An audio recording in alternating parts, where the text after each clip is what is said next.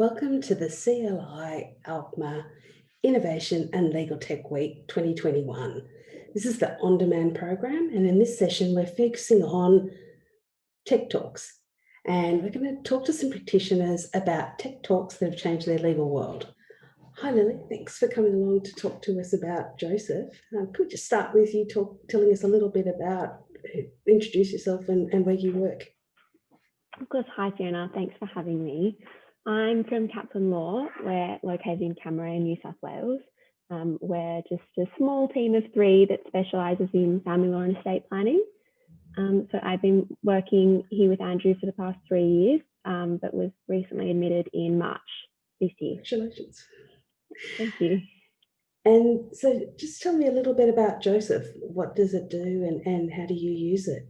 Yeah, of course. So as a very basic overview, Josef is just a platform that allows us to create legal chatbots, which we can then use to automate our intake process and generate legal documents.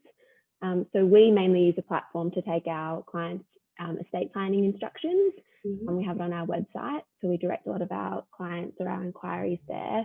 So with the information that they provide us through the chatbot, we can then generate or capture that information to generate their wills, power of attorney, enduring guardian, any kind of documents like that, which is good, yeah.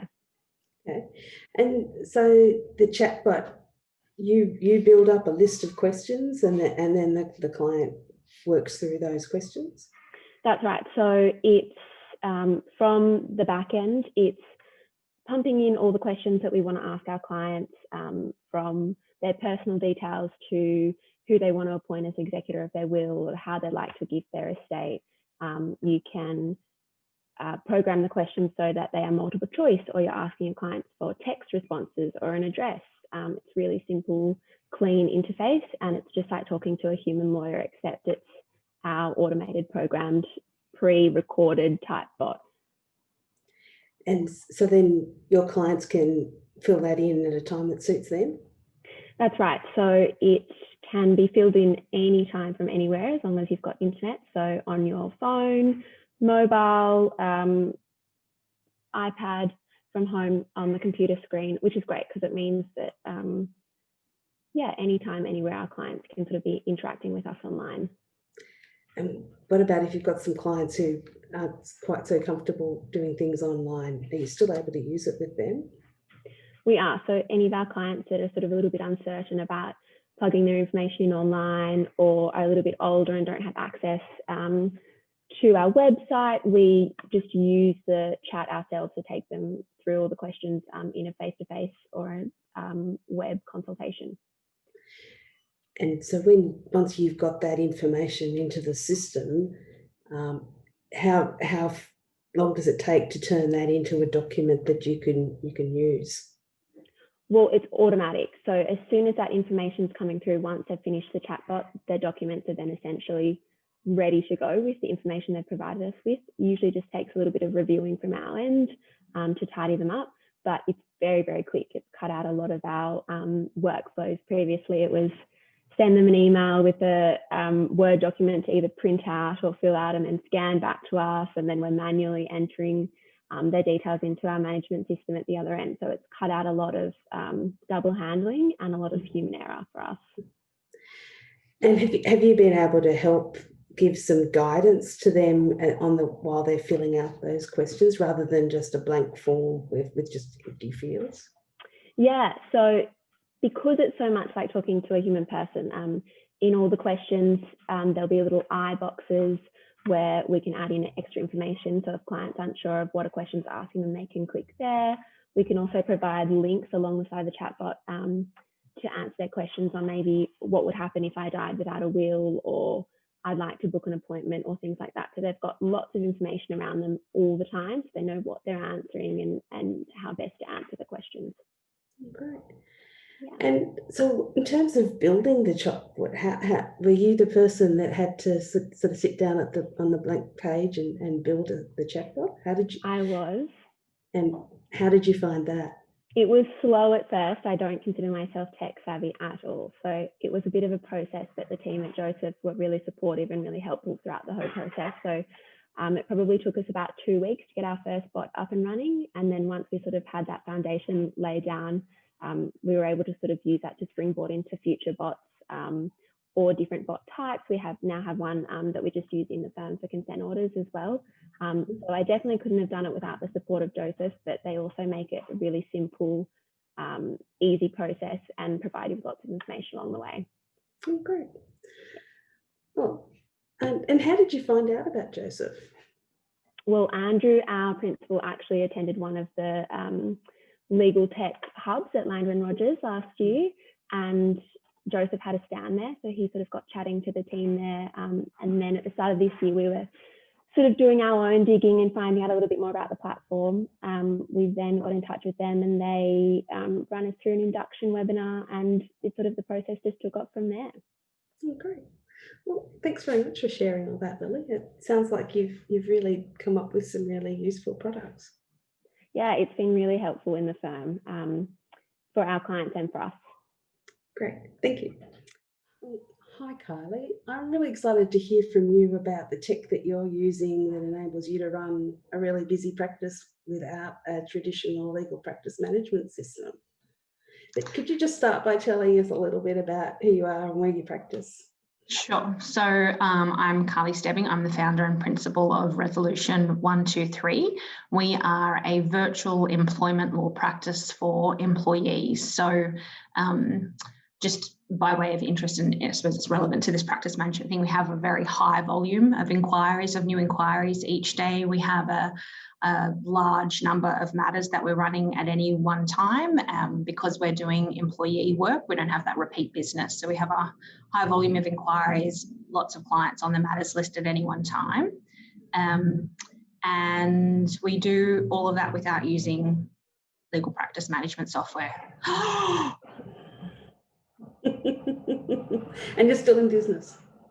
I'm still in business, 3 years on. Yep. Fantastic. But so what are you? You're using G-suite? Yes. So I was thinking a bit before about doing this because I thought about how did it evolve.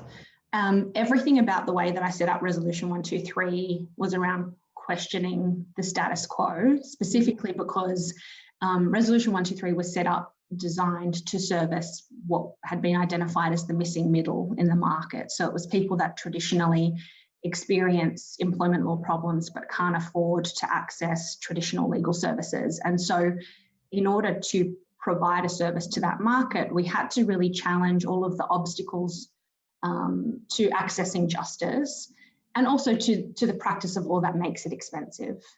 And that means you have to question everything from the second that you set up. So being virtual was a large part of it, and not engaging all of the typical support staff is a large part of it, and engaging lawyers that are able to run matters largely unsupervised is a large part of it, so that you don't have that top-heavy situation.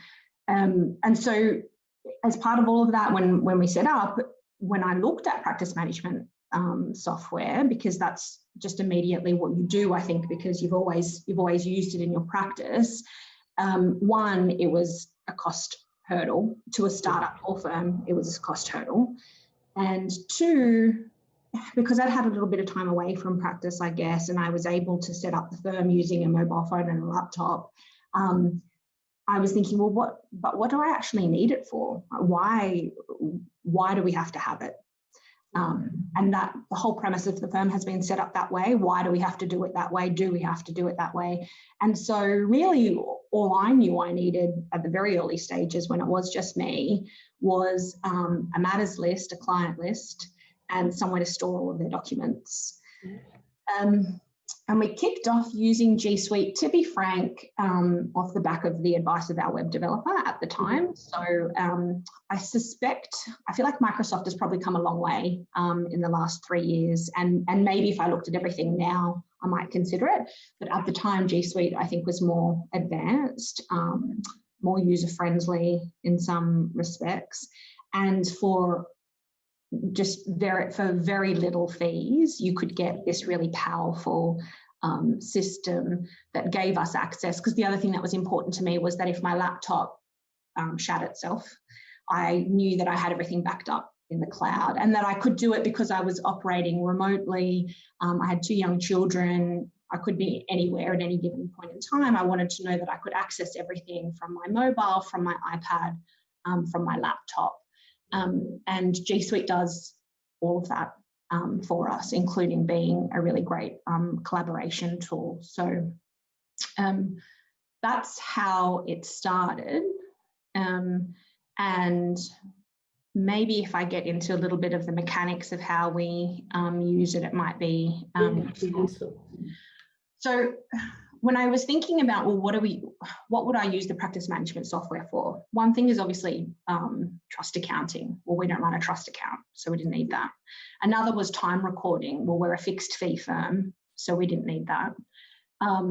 And really then the other dominant part of it is just a storage service, a document storage solution. And G Suite does that, and we use Drive for that. So there's 2 parts of G Suite. You've got My Drive or you've got shared drives, which is where all the team can have access.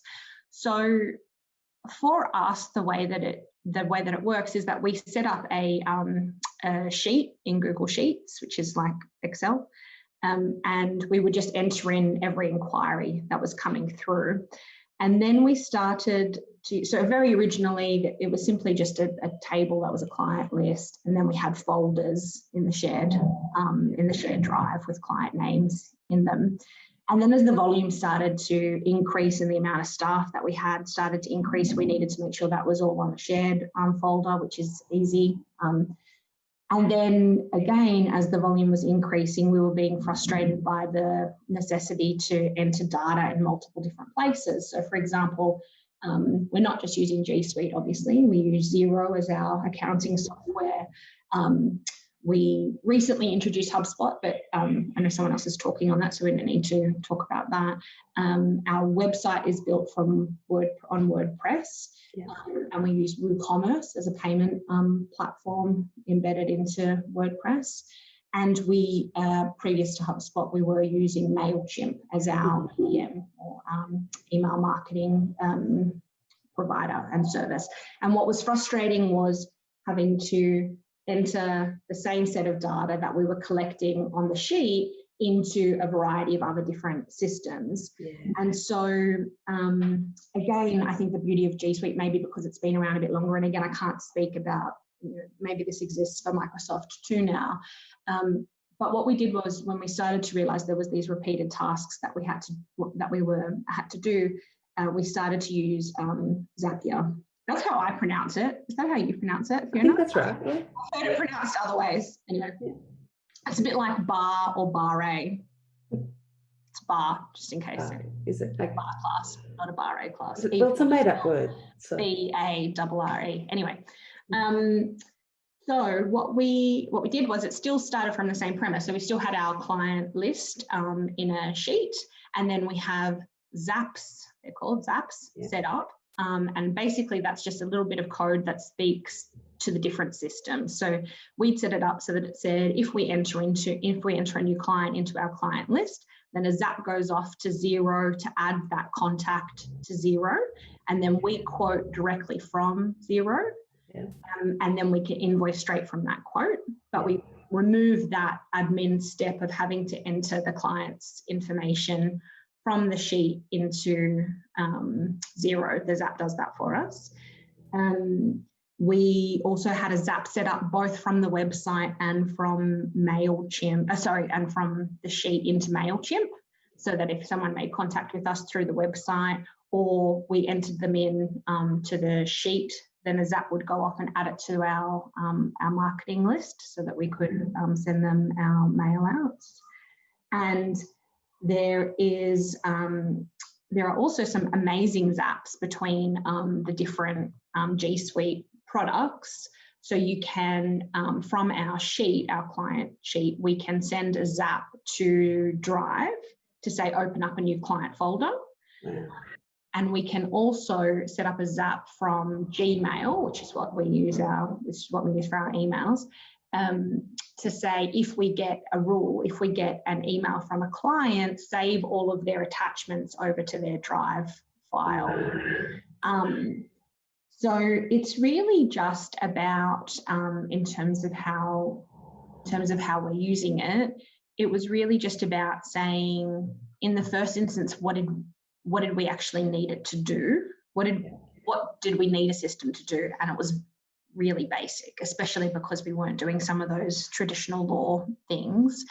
And then it was about, as we were seeing that volume, how else can we complement this system so that we can remove some of those admin steps again, especially because we don't have an admin team.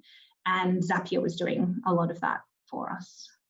Yeah, so the Zaps are really doing all of those traditional sort of admin tasks for you instantly. Data entry. Yeah, that's right. And it is instant. Yeah. And you get all your reporting out of Xero? Yeah, so within Xero, we've set up all of our budgets and everything else there. So all throughout the month, we can jump in and we can check, we can track, I think it might be called items, but we have we categorize our particular fixed fee offerings as items. So we can go in and see how many of a particular offering we've sold in a month. We can see how we're tracking against budget. And we can have a look at, so in terms of our reporting, and if you're looking at things like what's in your pipeline, again, for a business like mine, or recently I'm speaking to a friend that operates a wills and estate practice, same thing, like really high demand, individual matters, not repeat matters. You need to convert a certain amount each day to have enough on for the next day and for the next week and the next month. Because of how we were using the Zaps and Xero, and because we quote from Xero on any given day, we can jump into Xero and we can say, okay, how many quotes are still sitting in there? How many have been accepted? And chase up the ones that haven't been accepted. Know that, all right, well, we have this many in accepted quotes, so that's how much we're going to have to bill in probably the next 21 days is about the turnover of one of our matters. So ask me questions about what a legal practice management solution does, and I can tell you how we do it because I've forgotten. It's been a long time. No, look, I think the other one that people rely on is for emails, automatic filing of emails. But I know you can tag. Well, you sort of discussed about setting up rules, and so I guess you can just tag the emails in Gmail to go into the respective client folder.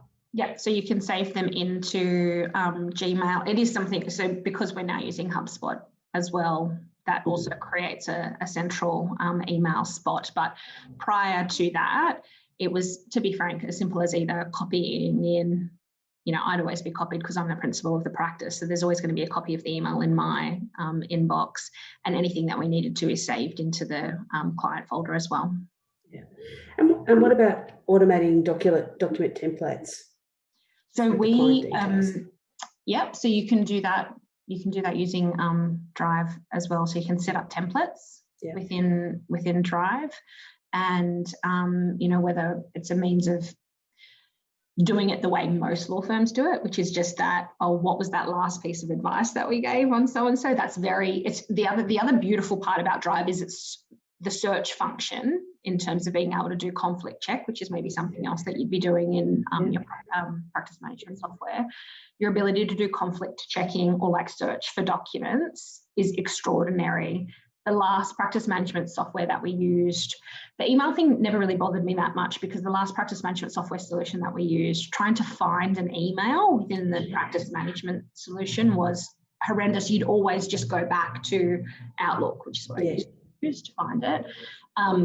But in this system, to look for any document, you can use, basic search functions in exactly the same way as you would on Google, and it'll find you the document across whichever folder it's been saved to. Yeah, it saves a heap of time to have a really good search function. I think that's been really fascinating, actually, and I think it's pretty obvious how it helps your business and just enables you to deliver a really fast service, really cost effectively. I think it's really great idea. I think they're the fundamentals. I know you and I are on some similar different groups, and we'll see people saying, what's the recommendation for the latest legal practice management service solution? And you and I are always the ones responding going, but why do you need it? And that's not to say you don't need it. Yeah. Some people do, and it will work for them. But yeah, absolutely. And I think in if you've got the funds for it, sure. But I think when you're trying to set up a solution that depends on ensuring that fees are capped and aren't going to keep creeping up, and that you can give that cost certainty, you have to stop and question every step along the way, from whether you have a bricks and mortar building, to whether you're using paper, to how many staff you have, how much admin support you have, and what systems you're using. Like, you have to question each of those steps. And for us, there just was no good reason for us to have it. And it's proved to work very well for us, and easily scalable, which is important. Yeah, and integrate with anything. Integrates with everything, is available on all devices, anywhere, wherever you are. Yeah. Thanks so much for sharing all of that, Carly. I think it's been really interesting. No problem. Thank you. Hi, Janis. Thanks for coming along to tell us a bit about how you're using Facebook marketing. Maybe if we could just start with you introducing yourself and telling us where you work. Sure. My name's Janis Donnelly-Coode. I have been working in law firms for 20 years. For the last 7 or 8 of those, I've been doing mostly marketing with a bit of lawyering on the side, due to my original degree combination.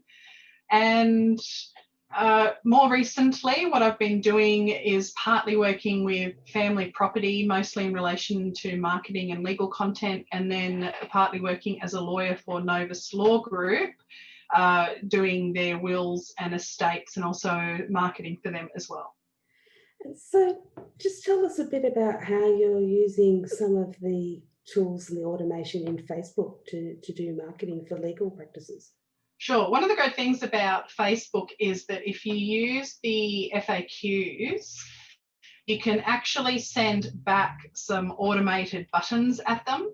And so you can create a landing page or a blog post that quite specifically deals with the sorts of questions that tend to come up when people reach out to you on Facebook, as opposed to the sorts of questions that come up by email or phone or all the other ways. And you can have sort of almost canned responses back at them. And it doesn't matter if the URL is really awful or ugly, because Facebook has a nice little button if you use the frequently asked questions option, where you can send them back the web page link using the button. And so you can go into something like MailerLite. Even if you're not real good at web development, you can go into MailerLite, set up a free MailerLite account, set up a free landing page on the free account, and use that. And so even though the URL is ugly, you're just doing it for that one very specific thing, which is responding to Facebook inquiries. So somebody's seen your ad and they say, I want to know more about your particular, I want a will, say. You can then say, right, are you looking for a will for this reason? Or you can answer the questions that people always want to know in response. When can I get an appointment with you? Or what do I need to do? What information do you need to take this for? And you can have that response come back. Yes. And for suburban legal firms, it often tends to be, do you do family law? How much do wills cost? Like, if you actually go through your inbox, you could almost write the questions. And of course, the good thing also about the frequently asked questions is you get to slightly change the dialogue by changing the question, so you get to frame it on your terms. So I think that the frequently asked questions feature in Facebook business pages is just wildly underused. Yeah, so you can turn the how much will a will cost into a bit more of a nuanced conversation about why they need why we don't just do one-page will documents. Like you can change the narrative, so it's good that way. Yeah, and are you able to continue the conversation, or is it just directing them to a landing page? No, you can continue. So they're messaging you the same way that they would message you, that someone would private message you, but they'll get prompted by Facebook to have these FAQs that come up immediately as soon as they message you. And then if they click on one of those, they'll get the automated response back. But when you see it, so if you're not on your phone all the time, or you're in court or picking your kid up from school, when you see it, you can then jump on and respond. Yeah. So they get the automatic, the more immediate response, but you can still talk to them in the completely normal fashion. And now with Facebook and Instagram marrying up, it actually works across the platforms. So it's just that lead generating, getting an instant response and starting that dialogue, so that it's not a sort of a lead that's sitting there in your inbox. Yep. And it's free, it's sitting there, it's not hard to use. It's just that I think most people don't think to use frequently asked questions like that. Yeah, no. I think that sounds like a really useful thing just to have set up, as you say, for free. And so people do know the questions that are always getting asked, so it's not that hard to come up with the content. Yeah. Oh, and so how did you find out that this was this facility was available, this function was available? Well, as a marketer, I'm always playing around with the tech that's out there, and particularly on the platforms that everyone's on anyway. Yeah. And a lot of law firms don't do a lot of business on Facebook, but the firm that I consult for, actually most of our new work comes from Facebook, which is unusual for a law firm. Mm-hmm. And so the big thing with marketing, of course, is to lean into whatever's working. So wherever your client's coming from, lean into that. And so for Novus, most of our new clients come from Facebook. So I was, right, how can I use this? How can I reframe the conversation? How can I give them information about why we're valuable or different, or why they should use us, just in case they don't immediately respond. Yeah. And also you find that a lot of people who, the can I ask a question, which means can I have some free legal advice, one of the FAQs that goes back is, sure, as long as you give me your name, phone number, email address, and I figure if they don't want to give me that, I don't want to give them my time. So again, you can use it to sort of fish out the tire kickers. Yeah. It's a mixed metaphor. But without having to shift them off into go to our webpage and fill out this form, you're just meeting them directly where they are. Yeah. Yes. Very clever. I love it. Thank you. Well, thank you so much for sharing that. I think that's really useful. Okay. Hi, Fiona. Thanks for joining us to talk a little bit about some legal tech that you love. We might just start by getting you to explain who you are and where you practice. My name is Fiona Giannakopoulos. I'm the Director and Principal of FKG Law, and we are a family law and mediation practice. And we have 4 staff. And could you just tell us a little bit about the family property law tech product you use? Okay, so family property is something that we introduced to our business during its pilot almost a couple of years ago now, and it's become the go-to for all aspects of our property settlement matters. And I understand they're now introducing a parenting feature to it as well. So you start off with a questionnaire, and then the information then auto-populates into a dashboard, and it's that dashboard that is the real wow feature of this software. It is essentially a visual representation of the parties' assets and liabilities, and it is interactive, and it is so helpful for all of our clients, as I'm able to either flip my screen or project the image onto one of our projectors, and we will work together to map out and model different scenarios for the division of their assets. And that's been a really, really helpful tool for clients who sometimes struggle with understanding what a balance sheet looks like and what a financial effective agreement looks like, and understanding the calculations in the background. So being able to, in real time, use the toggles on this dashboard to be able to model out the different scenarios has been such an invaluable tool. And we do not practice family law without it. And so how are you finding that the clients like being able to see a visual representation of these alternative financial splits of the property pool? To be honest, it's been a bit of a game changer because it is the first time that I've actually had clients be able to say to me and really be able to contribute towards that split of the assets, and be able to suggest and make proposals to me as to what may or may not work for them. Otherwise, there was a heavy reliance on the lawyer to say, well, these are the various scenarios that you could go with.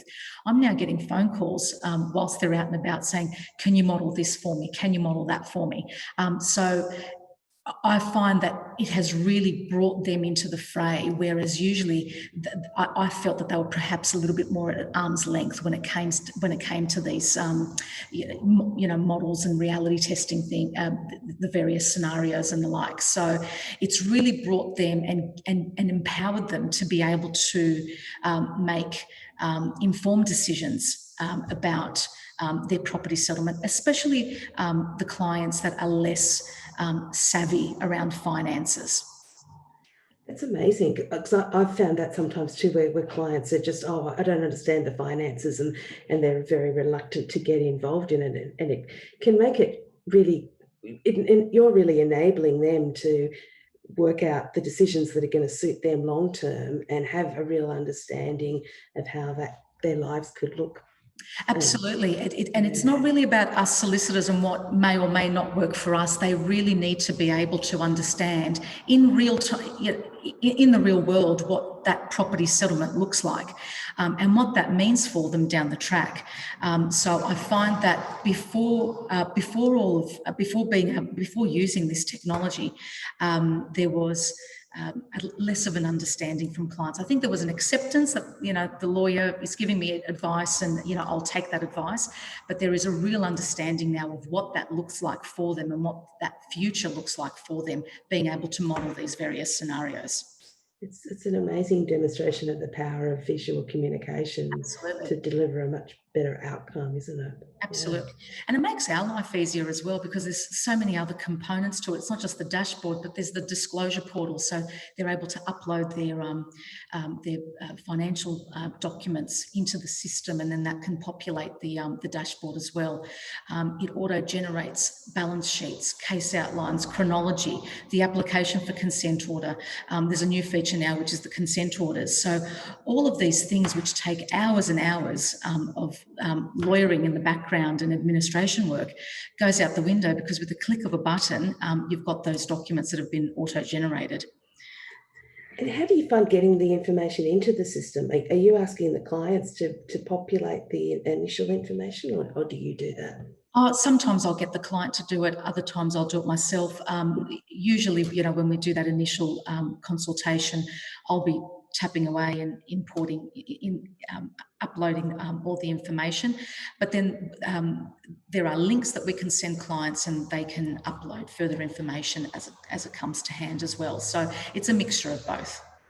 And I imagine if the clients are more engaged with it too, you're going to find them helping you to point out, oh, that's not right, that's changed, because Absolutely. They're going to see the importance Absolutely. Of having those numbers be accurate. Absolutely. There's more of a collaboration rather than a heavy reliance on the lawyer to get everything right and uploaded and so forth. So it's a real collaborative piece of technology that we will never change. That's wonderful. Well, thank you so much for sharing that. I just should ask, how did you find this piece of technology? Oh, I guess when we started the business about 3.5 years ago, I did it with technology in mind, and I really wanted to find the best technology that would assist my clients more than anything, and make life easier for us as lawyers in the background as well. So through contacts and through our collaborative practice sessions and contacts in the industry, came across Fiona Kirkman and Law Switch. Then we got to talking about family property, and I joined their pilot, and the product has just been evolving and growing, and the features that have been added have just been fantastic. So I've just stayed with them.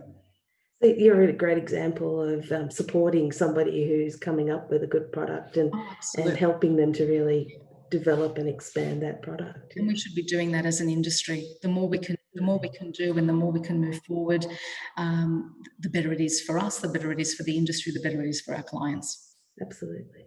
Thank you so much, Fiona, for sharing that. I think that's been a really great example of why we should be helping these legal tech products get better used. Thank you. Thanks, Fiona. The next session is Gemma, and we're going to talk about working paperless. Gemma, do you want to introduce yourself and where you work? Sure. My name's Gemma Nugent. I'm the owner of a commercial law practice in Perth called SoundLegal. Typically, my clients are construction contractors, engineers and consultants, and I help them create and negotiate clear contracts so they can achieve better project outcomes. So really, I'm a contract lawyer at heart. And what sort of tech tools are you using to work paperless? So my absolute favourite tech tool for working paperless is my iPad. I was very much a conventional contract lawyer. I printed everything, and that sometimes meant printing a contract that was like 200 or 300 pages long. And there's obviously costs and burdens on the environment associated with that. And a couple of years ago, I realised that I really needed to find a new way of doing that. Like, I couldn't continue doing that forever. But I found that reviewing something on a computer screen didn't really work for me either. And I explored a few of the different tablets that are out there, and decided to go with an iPad Pro, which has a pencil, the Apple Pencil, so you can draw on it. And that has allowed me to go completely paperless, which is amazing, really, considering what I did before. Yeah. And so what apps or what software are you using to open the contracts on your iPad? There's heaps of apps out there, and I did a little bit of research and then really started using one of the first ones I came across. So for contract reviews, I use an app called PDF Expert, which was not free, but it wasn't very expensive either. I chose that one though because it sort of has multiple functions for annotating. I mean, most of the apps have these sorts of functions, but the things that I use the most are annotating, being able to sort of organise the document in outline, or see multiple sections of it, perhaps sometimes alongside the page that I'm reviewing. Adding notes, being able to compress it to different sizes, because obviously once you've written on it, it can be quite a large file. So if I want to save it somewhere or send it or email it or whatever, so being able to compress the file was helpful as well. Those were kind of the major things that I was looking for in an annotating tool. And that's probably the thing that I use it the most for. So every contract that I review, I now mark up by hand, the same as I did when I used to print them out. And then I can save it, and I've got all the annotations, and I actually find that really helpful because I've got it forever now. So, whereas before, if I was printing it out, if it was a 200-page contract, I'd be unlikely to scan that and save it on a system somewhere. So that's probably the major thing that I use it for. The second app that I find really useful is OneNote. So I use the Office suite of products in my practice, and I now use OneNote for all file notes and meeting notes, telephone notes, all kinds of notes. For people who haven't used that before, it creates a sort of online notebook, but it's more, it's obviously more, it's technology, so it just has more uses than a paper notebook. Because if you're in a meeting, you can take a photo of the whiteboard or whatever and have it in your notes. You can sort of stretch notes out and move them around, and you can extract information from other Office apps. So, meeting notes or whatever from your Outlook calendar. You can save the notes that you've taken and send them. I use it together with OneDrive, so it automatically saves to OneDrive, but I also extract notes and save them to Matter folders in OneDrive as well. So that means that I can access them anywhere I am, whether I'm at home or, at a client's office or whatever. So those are the two major apps, that I've used. I actually recently discovered a third, which has been brilliant, and I've been using it for a few weeks, which is not directly related to being paperless, but it's really useful for a sole practitioner, which is an app called Air Display that allows me to use the iPad as an extra screen for my laptop or my desktop computer. So that means, rather than buying a whole monitor, or also if I'm out and about and I've got both my iPad and my laptop, my MacBook, I can use it as an extra screen as well. So that also helps with document review and with writing up the review, sort of cut and paste easily from one screen to another. So those are my three favourites for going paperless and being a more efficient sole practitioner. Yeah, no, that's fantastic. Hi, Nicole. Thanks for coming along to talk. I might just get you to introduce who you are and where you work. Okay, my name's Nicole. I'm from Harris Friedman Lawyers in Sydney. And what do you do at Harris Friedman? I'm the practice manager. Okay, and just how big's Harris Friedman? We have about 18 staff at the moment. Okay, and so tell us a bit about the digital dictation products that you use. Okay, so we use two dictation products. We use Dragon Dictation, which is our talk to text type dictation, and they mainly use that when their support staff are away or are tied up doing other tasks. But our other dictation that we mainly use is the Philips Speech Live Dictation, and that is a digital dictation platform. Okay, and what have you noticed from having those two dictations solutions available in terms of the load on the admin staff? Well, the productivity using the Speech Live, which is the Philips digital dictation, is quite good. It's a fast turnaround time from the time it's dictated to the time it's transcribed. They're all uploaded to what I would probably call like a word processing pool, and the girls access it through a secure web browser. So everyone sees everyone's dictation. And it's picked up from there. So, yeah, they're accessed by everybody, and it means anyone can jump on to do the other person's dictation, and you can mark urgency and priority as well. And so that's worked well when you're all working remotely? It has. We were very fortunate that this was in place pre-COVID. So during the height of COVID, it meant that we could just transition from being in the office using it to being at home using it. It was really simple, it was straightforward, and the best thing about it is we can use it from anywhere. Whether you're the transcriber or the dictator. The dictators have it on their phone in an app, which means they can use it anywhere and upload it. So wherever they've got their phone, they can be dictating in between meetings. Yeah. Okay. And what about the Dragon dictation? How have you found that?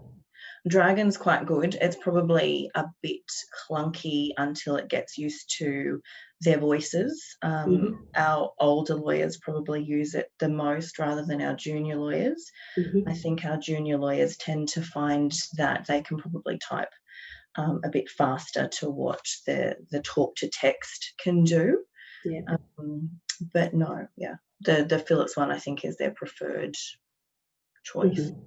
And what about for the lawyers who are slower typers or who haven't ever learnt to touch type? They use both. The predominant one being the Speech Live, purely because I think it's just easier. A lot of them, most of them, I should say, have trained the Dragon dictation to do the speech to text, but some of them are still in that period where it hasn't quite worked out or trained with their voice. So there are still a lot of errors, but it is an option if they need it to be able to use. Yeah. And so they can turn around something that's typed even if for some reason there isn't an admin or a support person there that time. So for our one-fingered typists, lawyers, it's easier to probably do the Dragon. If it has minimal errors anyway, it's probably quicker than them sitting there typing it out, very slowly. Yeah. And what have you found in terms of just being able to keep an eye on how busy the admin pool is by using digital dictation? Well, because it all gets uploaded into the one web browser, it's so much easier. We used to use an old school dictation system, and we had it across two different dictation systems. So it was always very hard to manage workloads for WP wise. This one gets uploaded into the one web browser. We see everybody's dictation, the length of the dictation, and it just means that when I log in, I can see who's got what on. how long they are, whether they're long or short. I mean, some of those short ones can be instructions as well, but generally it allows me to be on top of the girls' workloads, and if people need help, it enables me to see them and try and juggle their workloads and share the load or the love, as we like to say. Oh, that's great. And how did you find this was the good solution for you? We are part of Law Australasia, so I believe we were referred to, we are a company in Queensland who sourced and recommended that we use the Philips Speech Live. They also do a number of other digital dictation systems as well, including Dragon. So we go to them with all our dictation needs, and they're always very helpful. And I have to say, we've been really lucky, and the only thing we tend to need to contact them for is just to create new users, because it seems to be running quite smoothly. Oh, that's great to hear. Yeah, it's good. All right. Thanks very much. That's all right. Thank you for having me. Hope you enjoyed this session. If you'd like to receive updates about the work of CLI and ALPMA, be sure to follow them on LinkedIn, Facebook, and Twitter.